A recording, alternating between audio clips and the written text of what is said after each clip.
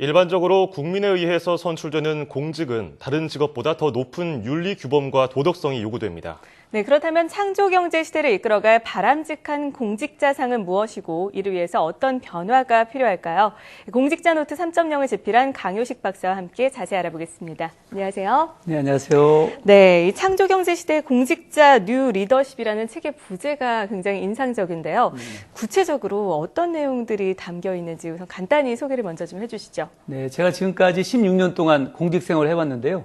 최근에 에너지 공기업인 한국동서발전의 상임감사위원으로 근무하면서 우리 직원들과 진정한 소통 그리고 살아있는 현장을 경험을 토대로 해서 저의 열정과 감성을 융합시킨 그런 스토리입니다. 네. 그리고 공직자도 3.0은 이제 정부에서 공공기관의 정상화를 위해서 강력한 드라이브를 걸고 있는 시점에서 우리 공직자 스스로 다 함께 제대로 열심히 일해서 국민으로부터 신뢰받는 바람직한 공직자가 되어보자 하는 그런 스스로의 다짐이 담겨 있습니다. 네. 교수님, 특별히 이 책에는 독특한 저술 방법이 사용됐다고 들었는데요. 네네. 어떤 방법이 사용됐습니까? 네, 소위 그 트윗텔링이라는 기법인데요. 예.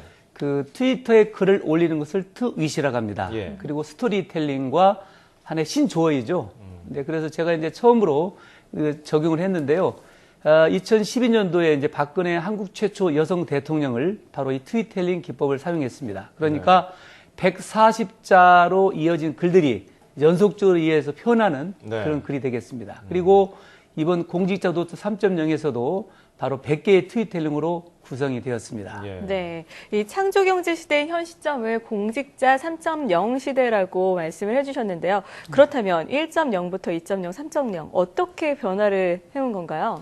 네, 과거에 이제 공직자면 하나의 권력을 가진 사람으로서 막강한 힘을 발휘를 했죠. 예. 그래서 과거에는 그 공직자 1.0이란다면 그야말로 군림하고 또 갑의 행사를 했던 또 심지어 그 탐욕스러운 일까지 일삼았던 그런 시대를 공직자 1.0이라고 한다면 네네. 이제 민주화 이후에 또 많은 윤리와 또 청렴을 강조해서 이제 많은 시스템이 개선이 되어 있습니다. 예. 그래서 그것을 공직자 2.0이라고 한다면 이제 공직자 3.0은 공직사회가 지향해야 할 그런 새로운 지표로 대국민 서비스 차원에서 의뢰 눈높이에 맞춰서 우리 사회 그 비정상화의 정상화를 위해서 또 이제 국가 혁신과 국민을 위해서 봉사하는 올바른 공직자상을 제가 제시를 하고 있습니다. 네.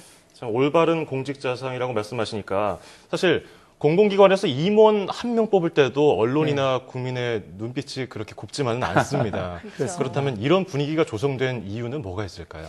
네, 제 생각에 여러 가지 원인이 많겠지만 일단 뭐 정치적인 시각차이도 있고요. 네. 과거로부터 내려온 관성적이고 여론몰이식 비판이 존재하고 있는 건 사실입니다. 소위 뭐 낙하산 인사라고 하는데 뭐 정치적인 관련 있는 사람은 그 사람의 어떤 정치적인 경험 요소 또 능력을 일절 배제하고 무조건 비판하는 경향이 있습니다.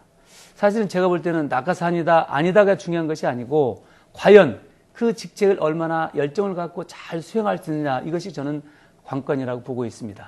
예를 들어서 열정이 없고 게으른 전문가보다는 열정 있고 부지런한 융합적인 비전문가가 오히려 그 조직을 위해서 기여도가 높다고 생각을 합니다. 그래서 공공기관의 임원들의 근무 여건이 이제 과거와는 많이 달라졌습니다. 네. 그래서 상급기관의 근무 평가와 또 통제를 받으면서 많은 그 개선을 하고 있다는 점을 좀 기억해 주시면 고맙겠습니다. 네.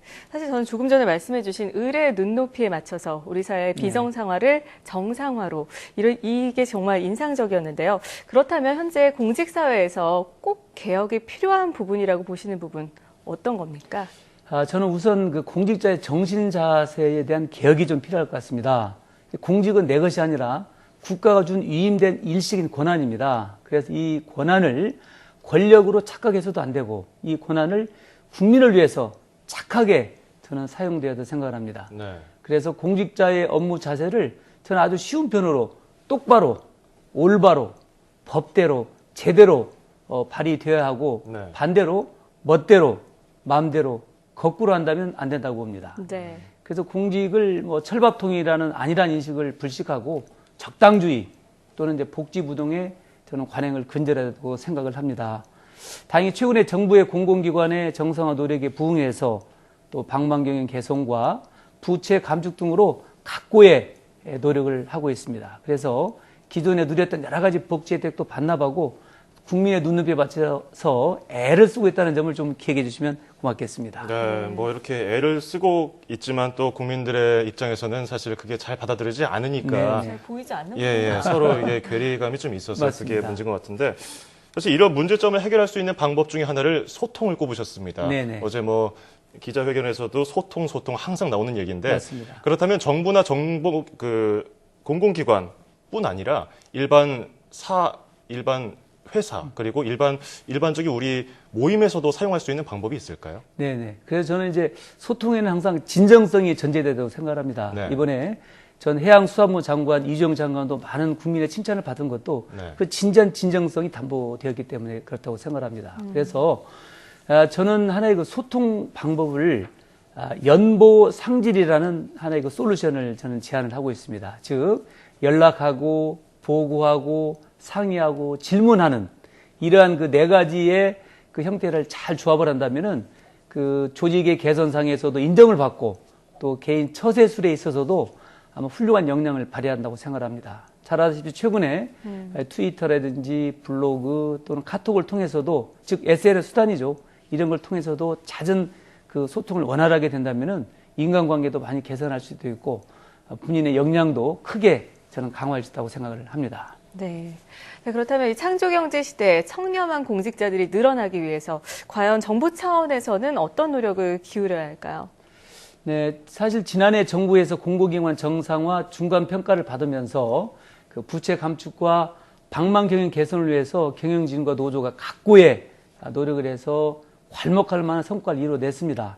특히 저희 동서 발전은 부채 감축 중점관리기관 대상 18개 기관 중에서 1위를 차지한 바 있습니다. 네. 또 다행히 금년도에 정부의 2단계 공공기관의 정책 방향도 이제 네거티브에서 포지티브로 이렇게 전환한 것은 아주 적절한 저는 조치였다고 생각합니다.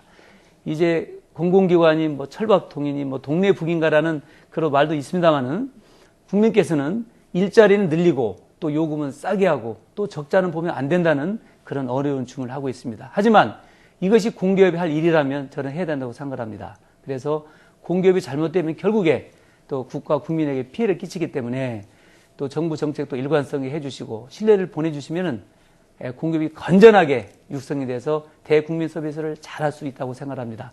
저희 공기업 임직원은 열심히 최선을 다하겠습니다. 네, 공기업 임직원을 대표해서 나오셨는데 반드시 국민들을 위해서 힘써주시길 바라겠습니다. 고맙습니다. 네. 자, 국가 혁신을 위해서 앞장서고 국민의 신뢰를 받는 솔선수범한 공직자들이 정말로 많이 나왔으면 좋겠습니다. 자, 지금까지 공직자 노트 3.0의 저자 강효식 박사와 함께 얘기해봤습니다. 고맙습니다. 고맙습니다.